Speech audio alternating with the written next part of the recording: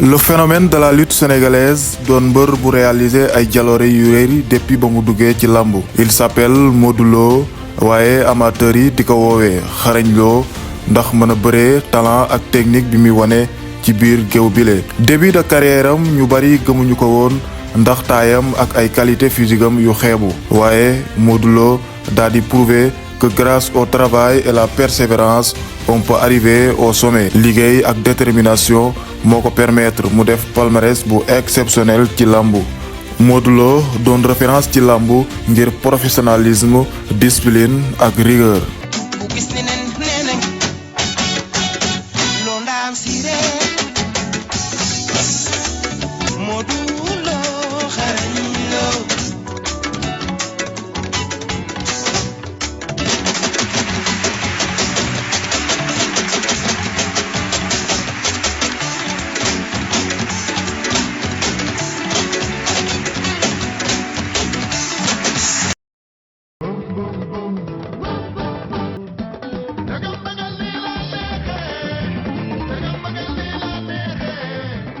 Ci début année 2000 le grand musicien Rock Mbalax def association ak jeunesse bu Parcelles Assainies pour dugg ci làmbu. Ci noonu la jeunesse bu Parcelles duggee ci làmbu daal di créer seen écurie bopp tuddee ko Rock Énergie pour rendre hommage à Rock Mbalax.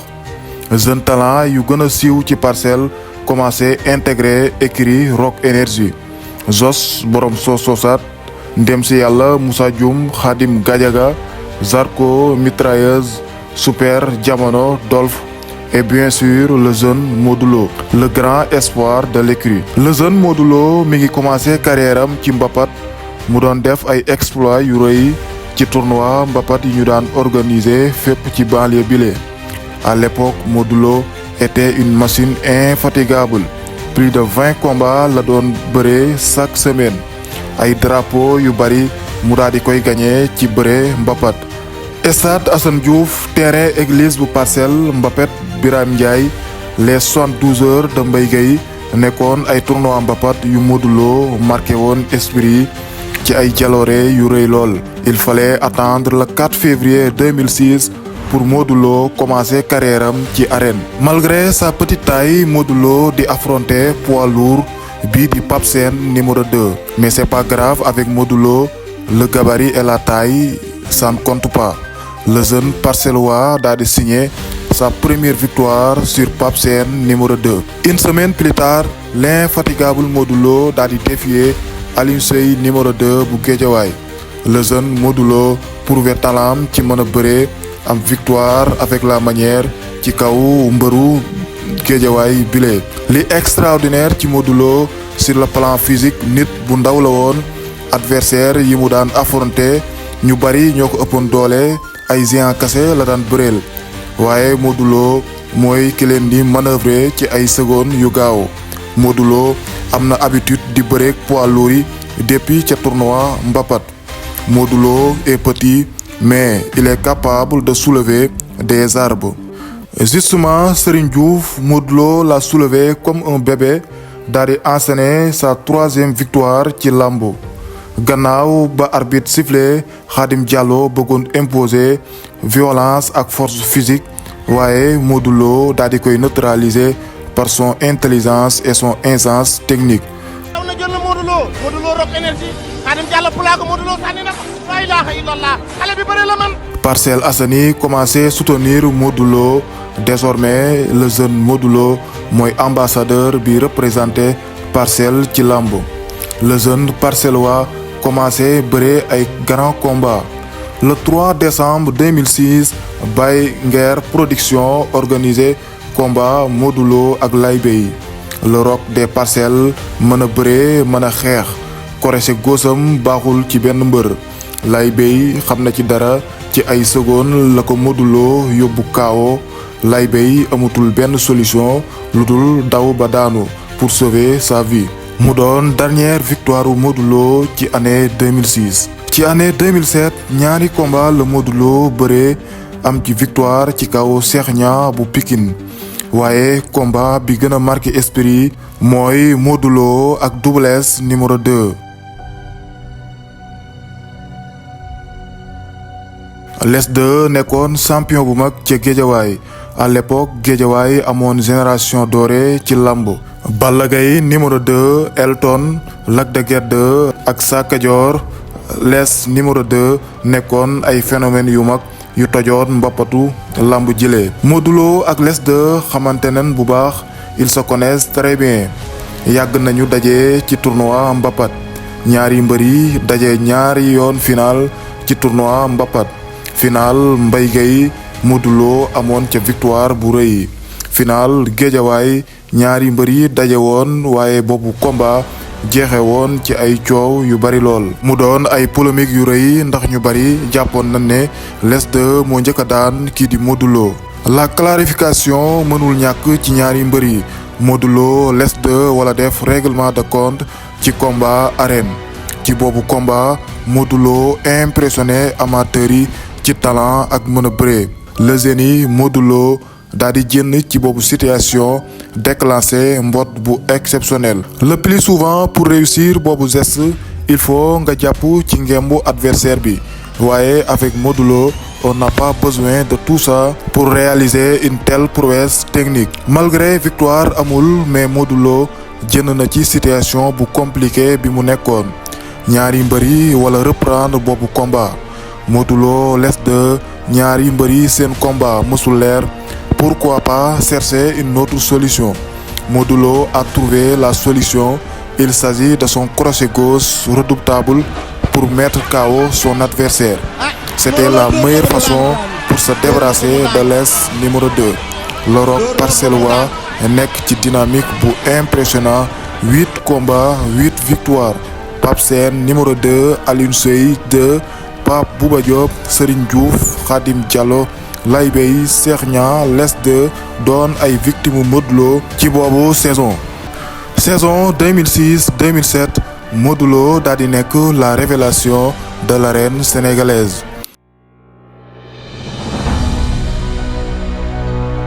le moment est enfin arrivé pour Modou Lo wane boppam devant le grand public. Calaf bu Gaston Mbengue nekkoon tournoi bi daan dajale jeune phénomène yi nekkoon ci lambo.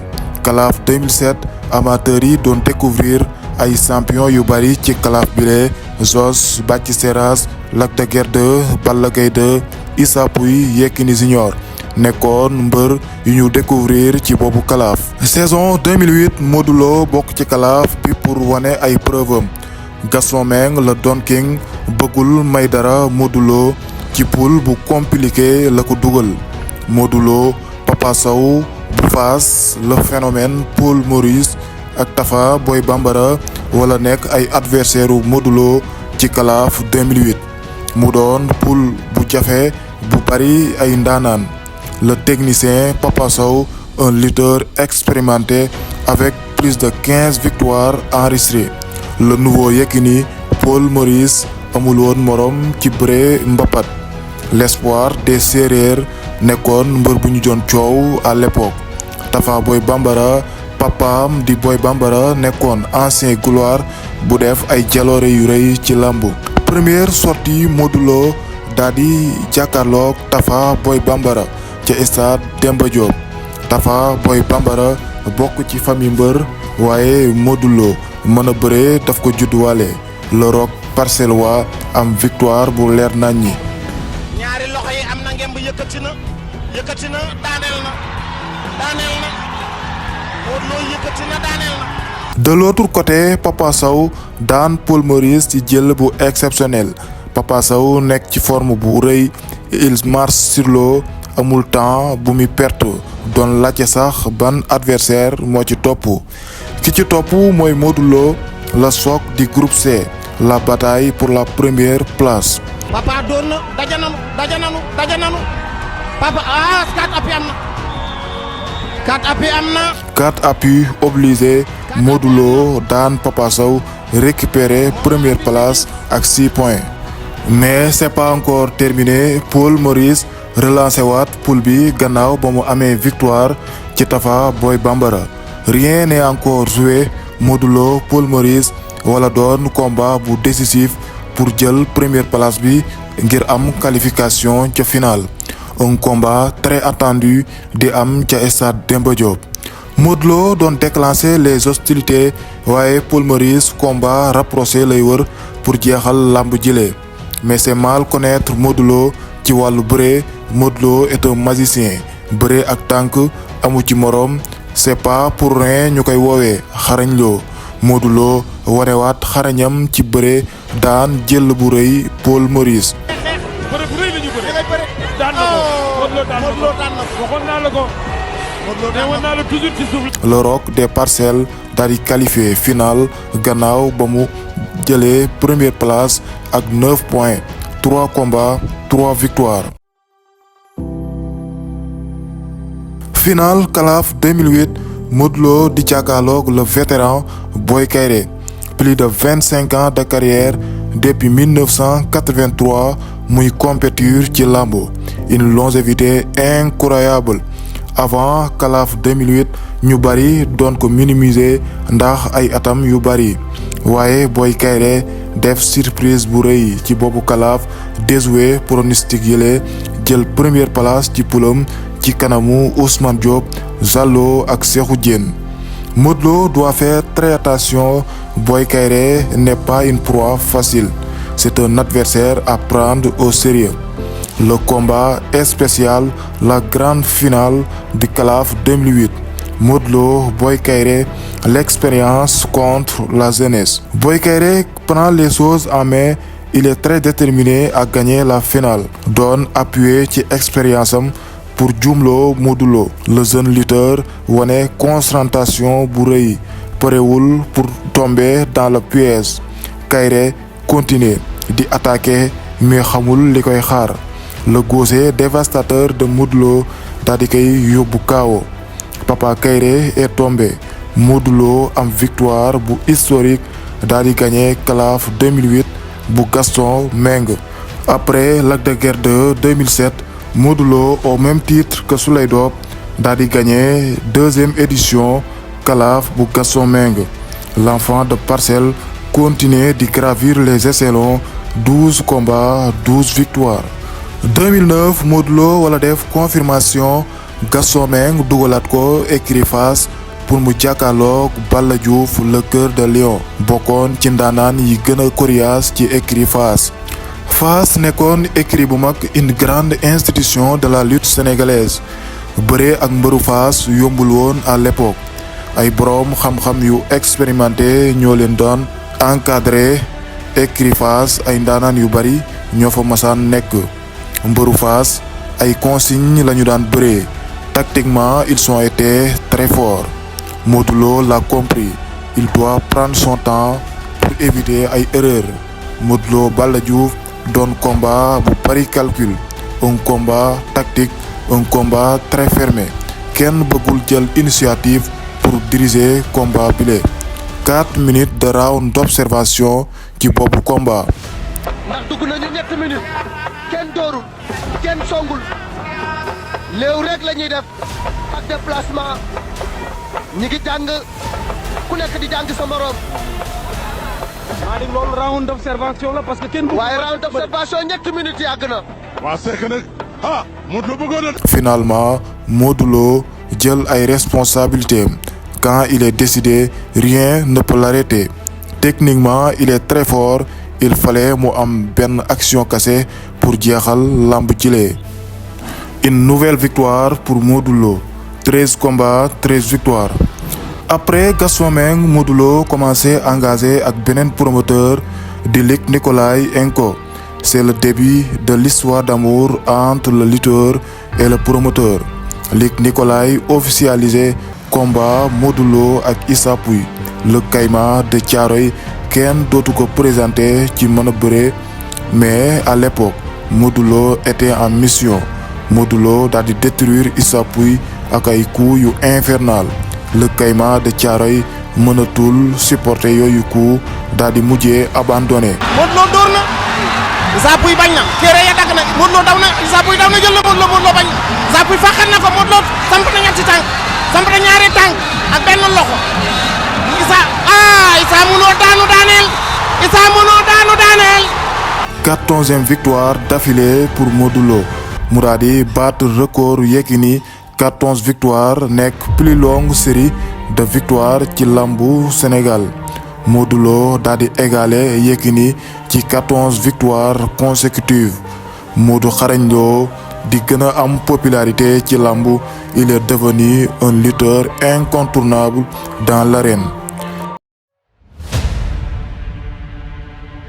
Balla Gaye 2 le lion de Guédiawaye wala doon futur adversaire Modou Lo ñaari mbër yi nekk ci rivalité bu metti lool depuis des années les deux lutteurs se connaissent très bien seen rivalité mi ngi commencé depuis bëre mbapat ñaari mbër yi yàgg nañ def ay jaloore ci bëre mbapat Balla Gaye 2 am ay succès yu bari ci mbapat yi mu daan bëre ci banlieue bile rivalam bi di Modou Lo doon tamit def ay jaloore yu rëy daan gagné ay drapeau yu bari ci bëre mbapat Modou Lo daan indil problème yu mag mbëru Géejawaay yile ci bëre mbapat Elton les de Baye Mandiaye commissaire ñoom ñëpp bëre nañ ak Modou Lo ci tournoi mbapat Modou Lo était la bête noire des lutteurs de Guédiawaye épisode bi gën a marqué esprit mi ngi amoon ci atum 2005 tournoi mbapat bi ñu organisé woon ca Guédiawaye les ténors de Rock Énergie Dolph Khadim Gadiaga mitrailleuse Super Jamono ak Modou Lo ñëwoon ci boobu compétition pour jàkkaarloog mbëru Guédiawaye yile Balla Gaye 2 moom sax lañu parrainé woon boobu événement ci boobu tournoi Modou Lo impressionné spectateurs yi doon écrasé mbëru Guédiawaye yile gannaaw ba mu tojee boobu mbapat Modou Lo mujjee sax défier Balla Gaye numéro 2 ak Sa Kajoor nekkoon champion yi gën a mag ca Guédiawaye ci bëre mbapat Modou Lo daal di leen di défier ak ay kàddu yu violent boobu tournoi ci ay polémique la mujjee jeexee gannaaw ba Modou Lo gagné final bi ci kanamu Elton waa Guédiawaye yile mësuñu accepté boobu victoire ndax jàpp nañu ne Elton moo njëkk a daan Modou Lo ay coow yu metti lool la boobu tournoi mujjee jeexee ci diggante Guédiawaye ak mbëru Parcelles yile ci boobu tournoi la rivalité Balla Gaye numéro 2 ak Modou Lo daal di commencé. Quelques années plus tard le 8 février 2009 Balla Gaye 2 ak Modou Lo bokk même jour combat ci stade Demba Diop Modou Lo doon jàkkaarloog Balla Diouf am ca victoire bu rëy après boobu victoire Modou Lo daal di défier Balla Gaye 2 publiquement ñaari mbër yi naroon na sax jàppante en tout cas c'était une belle soirée pour Modou Lo il a battu Balla Diouf mais la cerise sur le gâteau c'était la victoire d'Eumeu Sène sur Balla Gaye 2. Il fallait attendre mars 2010 pour Luc Nicolaï organiser le classico de l'arène sénégalaise. Les hostilités sont commencées Balla Gaye 2 daal di xamal ne depuis 2005 Modou Lo mi ngi koy défier le moment est enfin arrivé pour régler son compte Modou Lo mënewul wax ju bari ci biir géew bile lay gën a nekk à l'aise. mais li ñuy wax ci diggu géew bi wax ju garaaw la Balla Gaye li ma wax Modou Lo bëriwul topp na ma ay at pour man ak moom ñu bëre yàlla defal na ko am na combat ak moom na fexe lim ma dëkkoo ba ñeme ma bu boobaa na nga taxaw dëggal sa bopp loolu rek laa lay ñaan di ñaan yàlla nag ndam sa kaw. lay toj ci loolu. musuma ne jox leen ma diw ba moo nekk ci di wax ay damay gestu ak yooyu lamba ñu boole man dama dëggu kenn lamba ñu boole ñu bëree affaire yi du fii le 21 la incha allah. waaw Bécaye Mbaye kii li may wax du bëri nee na dëkku ma Sénégal ñëpp xam nañ ne dëkk na ma làmmiñ du bëri saaga nag yaa xam tey xeex la quoi. man lu ma cox lu bëri ba boobaa liggéey naa li may liggéey barki Seydina Mohamed bu bis ba le 21 mars laay ñëw wane li ma liggéey taxuma sax jug barki Serigne Saliou Mbacké joxante leen loxo.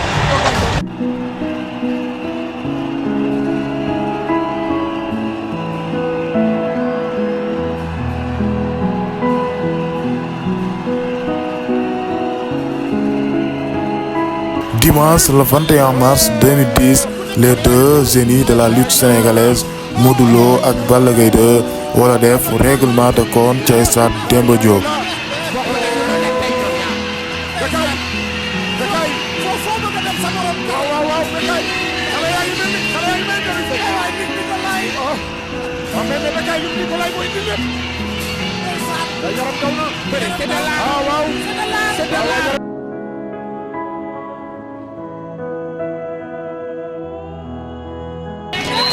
arbitre sifflé na teg diggante ñaari xale yi. Modou Lo moo féete seen ndijoor. Balla Gaye dox daje. jéggi na léegi cong. Balla Gaye mépp na. waaye demul waaw mais demul. Balla Gaye door nañu. daje nañu. Balla Gaye ñëw ñëw. daje nañu Modou Lo gi door. Balla Gaye ba dogo Modou Lo bañ a. war na ko dogo. bañ na ko. Balla Gaye daaneel na. Enfin, Modou Lo est tombé. Pour la première fois, le roc des Parcelles vient de découvrir l'amertume de la défaite. Bëree ak daanu ñoo ànd, mais perdre devant son plus grand rival, ça fait profondément mal.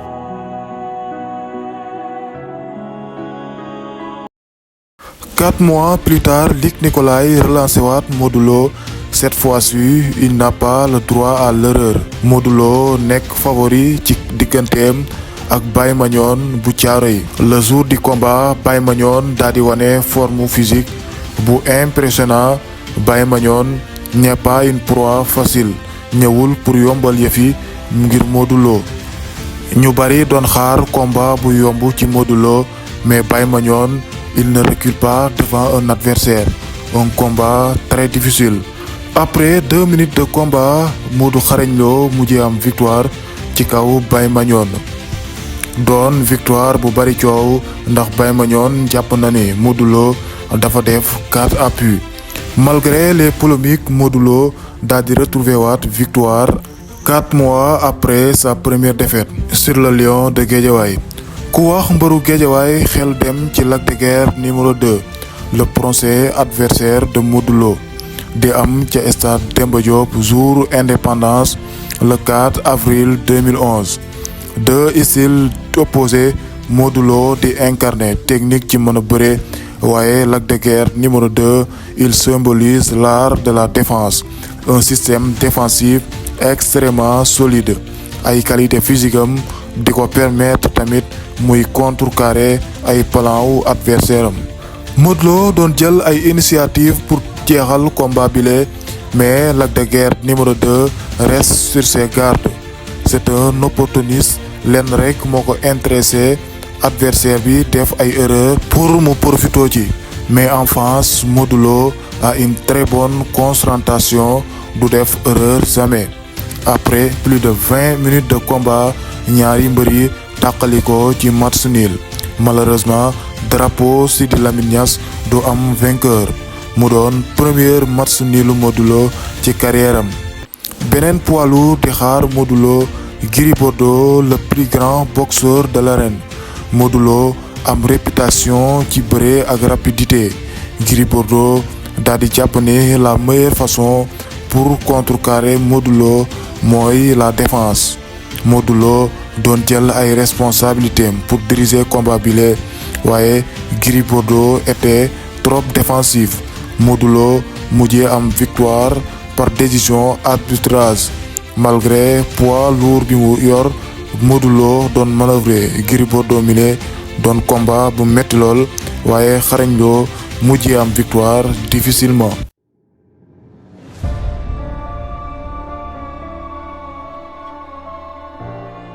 2 ans plus tard, Eumeu Sène Modou Lo est officialisé par le jeune promoteur Aziz Ndiaye. Un combat très attendu depuis 2008. Eumeu Sène di ravager nouvelle génération bile, Balla Gaye 2, Lac de Guiers 2, Gris Bordeaux doon ay victimes Eumeu Sène. doon ndaanaan bu mag ci bëre. Le 4 janvier 2014, Modou Lo Eumeu Sène doon combat bu mémorable, l'un des meilleurs combats du 21e siècle. ñaari mbëri def prestation bu extraordinaire, un combat d'anthologie. amateurs yi dund ci ay émotions yu rëy. ki jomal amateurs yi ci boobu combat nekkul kenn ku dul Birame Ndiaye mile, le grand consultant. père Birahim Ndiaye doon def ay analyse yu pertinente ci boobule combat lépp lu mu waxoon ci Modou Lo mile amateurs yi gis nañu ko. depuis jamonoy mbapat la Birahim Ndiaye commencé suivre Modou Lo mbapat Birahim Ndiaye doon tournoi bu mbër yu bari daan compétir. Modou Lo yàgg na toj boobu tournoi ci kanamu Birahim Ndiaye mile. Birahim Ndiaye il connaît les lutteurs rawatina Modou Lo ndax xarañ ak jaloore yu rëy yamu daan wane ci yooyu mbapat. Birahim Ndiaye ku maîtriser ay point fort Modou Lo la waaye Eumeu Sène daa mel ne xamul point fort Modou Lo moo tax mu jàpp ci tànku adversaire am. Modou Lo ak bëre tànk c'est une longue histoire.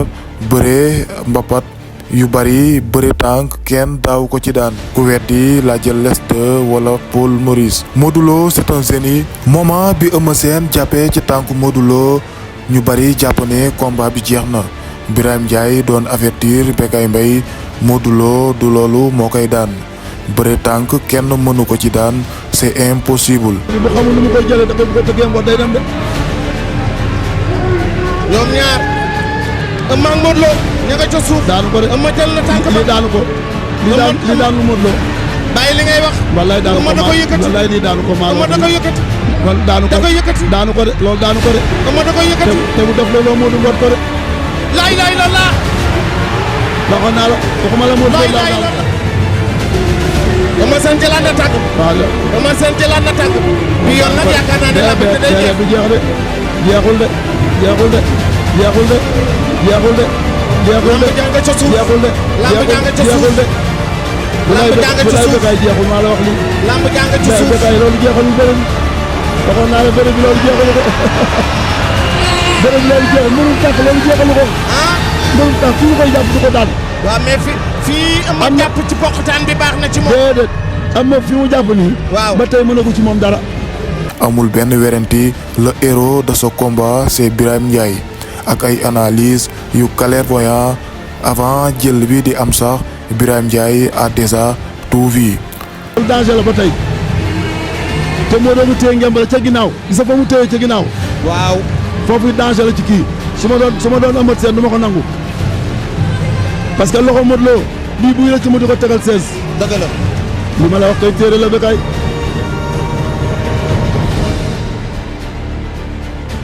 li ma la waxoon damay Modou Lo daan na Eumeu Sène. lay lay la la. Birahim gis nga combat bi. Modou Lo daan na Eumeu Sène. jamais vu. il a fait Modou Lo am victoire bu exceptionnelle ci kaw Eumeu Sène l'une des plus belles victoires de sa carrière. ci boobu combat la amateur yëpp commencé reconnaître le phénomène Modou Xarañ Lo. Modou Lo amul doole ju bari pourtant mooy ki kereel problème poids lourd lamb jile. il est temps mu réaliser son plus grand rêve nekk roi des arènes. à l'époque Bombardier nekkoon roi des arènes Modou Lo Bombardier un combat royal wala am 25 juillet 2015. Modou Lo am na habitude di affronter poids lourds yi mais cette fois-ci ce sera un autre combat. Bombardier nekkoon ci diggu dooleem. il était une force de la nature. du n'importe qui moo koy défier. le 25 juillet 2015 le combat royal Bombardier le roi des arènes di jàkkaarloog Modou Xarañ Lo doon combat bu tactique ñaari mbër yi di calculer pour imposer seen stratégie Modou Lo mooy déclencher xeex di def ay déplacement pour am ouverture. c'était une bonne stratégie surtout booy affronter géant bu mel ne Bombardier. bari na ay défaites yu mu jël ci làmb manque de stratégie ak jaay doole moo ko yóbbee. Bombardier nekkul woon mbër buy calculer mu nekkoon faiblesse bu adversaire yi daan exploiter mais depuis année 2010 Bombardier bu bees lañu commencé gisaat expérience ak maturité lay wane ci combat yile. nekkatul mbër buy attaquer aveuglement lecture lay def avant muy attaquer adversaire am yile. maturité bu incroyable le B52 wane ci combat ak Modou Lo. Modou Lo déclenché provoqué xeex bu metti lool. Bombardier demoon ardo waaye continuer di garder son sang-froid ak maturité. Il ne faut pas tomber dans le piège de Modou Lo. Bombardier xam na ne moo ëpp doole Modou Lo. La meilleure solution mooy bàyyeek bëre bi Modou Lo. Il va rester sur ses gardes en attendant Modou Lo di def erreur. C'est le moment choisi pour imposer son poids. moytul mu nax ko daan na ko doole doxul jàmm doole doxul jàmm da koy bëre ba sonn mu daan ko bëre na il n'a pas de mérite. Bombardier daan jël bu leer nañ Modou Lo daal di conserver son titre de roi des arènes. Malheureusement Modou Lo doit encore patienter pour conquérir le titre de roi des arènes. Modou Lo jël défaite mais il a gagné le cœur des amateurs. Courage, jom, détermination ak fit bu rëy bi mu wane ci boobu combat impressionné axlu lambo. Attitude bi mu wane ci boobu combat du n'importe qui moo koy def ci kanamu Bombardier. Il a perdu mais il a manœuvré Bombardier. Modou Lo doon mbër bu am talent ci wàllu bëre waaye tamit c'est un grand tacticien. Combat bu nekk ak stratégie ba muy utiliser. mu doon mbër buy étudier ay adversaire am pour comprendre seen faiblesse. Sur le plan tactique Modou Lo wanewaat boppam ci combat revanche contre Gris Bordeaux en 2016. Gris Bordeaux doon poids lourd bu amul équilibre ci ay tànkam doon faiblesse bu Modou Lo daal di exploiter. Modou Lo daal di casser la distance ak ay jeux de jambes di def combat rapproché pour piéger Gris Bordeaux ci 4 appuis. Stratégie Modou Lo di fonctionner à merveille. Gris Bordeaux jëlul ay leçons ci 3 appuis yi mu njëkk a def mënul woon comprendre boobu avertissement. Finalement le tigre de Fass est tombé dans le piège. Modou Xarañ Lo daal di am victoire ci kanamu Gris Bordeaux ci 4 appuis. Une véritable leçon tactique envoyée à Gris Bordeaux. 18e victoire de Modou Lo ci carrière am. Après Gris Bordeaux Modou Lo wala def combat de clarification ci digganteem ak Lac de Guiers numéro 2. Avec son système défensif benn adversaire mënu ko manœuvrer mais Modou Lo a trouvé la solution. Obliger Lac 2 di génn saaku yi. C'est la seule solution et ça marche très bien. Peu importe la façon, seule la victoire qui compte. Modou Lo am victoire ci Lac de Guiers numéro 2 ci décision arbitrage. Modou Lo amul morom ci lambu mais peut-être il y a quelqu'un qui lui complique toujours la vie. Son cauchemar, il s'agit de Balla Gaye numéro 2. Modou Lo amoon détermination pour fayu ci défaite ba mu jëloon 2010. Il est prêt pour prendre sa revanche. J'ai pas peur de toi yooyu kàddu doon langage corporel bu Modou Lo di wane saa yu jàkkaarloog Balla Gaye 2. jom ju bari ak fit bu dëgër lay bëgg a imposer saa yu jàkkaarloog rivalam bile. Amul arrière amul calculer. Règlement de compte lay bërewaale toujours ak Balla Gaye. Modou Lo amoon sax occasion pour jéem saaku yi pour defarwaat. Mais la faiblesse de Modou Lo c'est son ego surdimensionné. Lula sa fit may dina la ko xañ. Comme 2010 Balla Gaye 2 amaat victoire ci kaw Modou Lo. La 3e défaite de sa carrière. Malgré boobu défaite Modou Lo am occasion pour nekk roi des arènes ci combat royal bi koy xaar ci digganteem ak Eumeu Sène. Un combat royal mais aussi un combat de revanche. 28 juillet 2019 doon journée bu historique ci lambu. 2014 nekkoon combat bu duré mais cette fois-ci le combat n'a pas duré. Eumeu Sène doon attaqué aveuglement sans calculer la force de frappe dévastatrice de Modou Lo. Un chaos spectaculaire. Eumeu Sène a frôlé la mort. Une victoire historique. Enfin Modou Lo daal di réaliser ay rêvam. Il est devenu le roi des arènes. Le 8e roi des arènes ci histoireu lamb. C'était pas facile depuis 2010 mu doon dund ay difficultés ak ay obstacles, des hauts et des bas mais jamais mësul découragé. mësul baisser les gardes gëm sa bopp liggéey persévérance ak volonté doon li mu daan wane saa yu ne. Il entre dans l'histoire et il est devenu le roi des arènes, un titre largement mérité. Modou Lo, roi des arènes, doon mbër bu am professionnalisme ak hygiène de vie, un vrai athlète qui travaille toujours pour maintenir sa forme. Xamul tricher, liggéey ak persévérance moo ko permettre muy progresser saa yu ne. Du combat moo koy booleek ak entraînement. Il travaille toujours pour maintenir sa forme physique. Doon mbër bu am rigueur ak professionnalisme. Loolu moo ko permettre muy progresser ak di gagner expérience. Am na mbër yu concentré wu ci wàllu mystique pour gagner ay combat waaye Modou Lo li mu gëm mooy liggéey sérieux ak rigueur moo koy permettre mu gagner. Mu doon mentalité bu bees bu Modou Lo indi ci làmb. Pourtant ci début carrière am Modou Lo moo nekkoon mbër bi gën a gëm mystique ci làmb, mais plus que les années passent plus que il gagne de l'expérience. Liggéey moo lay def un sportif de très haut niveau. Seul le travail qui paie.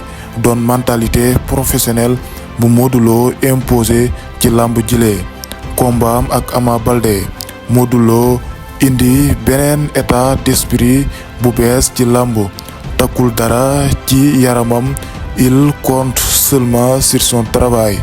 Combat ak Ama Baldé doon premier combat depuis 4 ans. Première défense de titre pour le roi des arènes. Ama ci làmb fu mu def heure lu yomb la xam nga parce que tey boo ko laalee mën naa mu maam sa kaw. te bu gisee buntu dina maam mu saa mu calculer. damay wax nag li ma seetlu bu baax a baax. Ama Baldé doon mbër buy attaquer. Modou Lo aime ce genre de profil. Les adversaires qui ouvrent le jeu lui convient très bien. daw na jël ko daw nañ daje xeex nañ Ama Baldé ba door mu daan du am ba door mu daan faxat nañ ko Ama Baldé mo jël mbot ani mbot mo la wër na Ama mo la wër na Ama mo la wër na Ama wër na ci ndombo wër na ci ndombo wër na ci ndombo mo do wër na Ama la ilaha illallah dina ko gaañ dina ko gaañ Ama Baldé mo lo am na ko dugg ci le roi des arènes imposé waat ay lois am victoire ci kanamu Ama Baldé. Quelques mois après digganteem ak Ama Baldé Modou Lo dugaat Pikine di jàkkaarloog Boy Niang numéro 2. ñu xeex. may naa leen 10 minutes de bagarre. billaay ñu xeex. ñu teg ñu reliquat boo bëggee ñu siyee billaay. 10 minutes de bagarre. 5 minutes rek doy na. yow da ngay coow sëgg rek. yow bu yow xeexkat du d'accord ne nga mën a xeex. parce que da ngay sëgg doo xool booy xeex. muy def effet rek yow xeexkat dama ne. mais saa yu dara def dama ne xeexkat laa doon waaw déglu wax rek xeexkat du si yéene yow da nga mën xeex parce que da ngay gëm. ñun duñu ay boxeur. boo xeex da ngay sëgg. xeexu lamb xeexu taxaw ring ba bokk. xeexkat xam nga waaye moo xam fu mu toog da nga koo xool xeexu boxeur boo. Boy Niang se croit un boxeur mais Modou Lo lui a donné une leçon. xeexu lamb ak xeexu boxe c'est pas la même chose. Modou Lo c'est un bagarreur pas un boxeur. Le roi des arènes wanewaat boppam am victoire bu rëy ci digganteem ak Boy Niang. nooju ko jël na tànk ba nooju na ko Modou Lo. Il est tout simplement le cauchemar des lutteurs pikinois. Modou Lo parewul pour joxe le titre de roi des arènes. Plan de carrière am nëbbu ko kenn. Il est très intelligent. Il n'a plus rien à prouver. ci nouvelle génération bi la bëgg a concentré wu pour sauvegarder son titre de roi des arènes. À la grande surprise générale Modou Lo Siteu wala doon combat royal doon nouvelle bu soke woon amateuru lamb yile. Siteu un adversaire facile doon kaddu yu amateur yu bari daan yëkkati. Mais il faut faire très attention. C'est un combat de piège. Siteu indi tactique bu défensive pour déjouer Modou Lo. Le roi des arènes doon jël ay initiative pour jeexal combat bile mais malheureusement Siteu était trop défensif. Après plus de 20 minutes de combat, le roi des arènes daal di gagné par décision arbitrage. Une victoire difficile mais une victoire très méritée. L'essentiel est fait, il conserve son titre de roi des arènes. Modou Lo amul benn werante carrière am bokk na ci carrière yi gën a rafet ci histoire lamb doon 3e lutteur bi ëppale ay victoire ci histoire lamb ak 23 victoires. Une légende de la lutte sénégalaise, le meilleur de sa génération. Doon mbër bu révolutionner lamb ak professionnalisme bu exceptionnel. Un bosseur hors du commun, Modou Lo passé na cadre sport.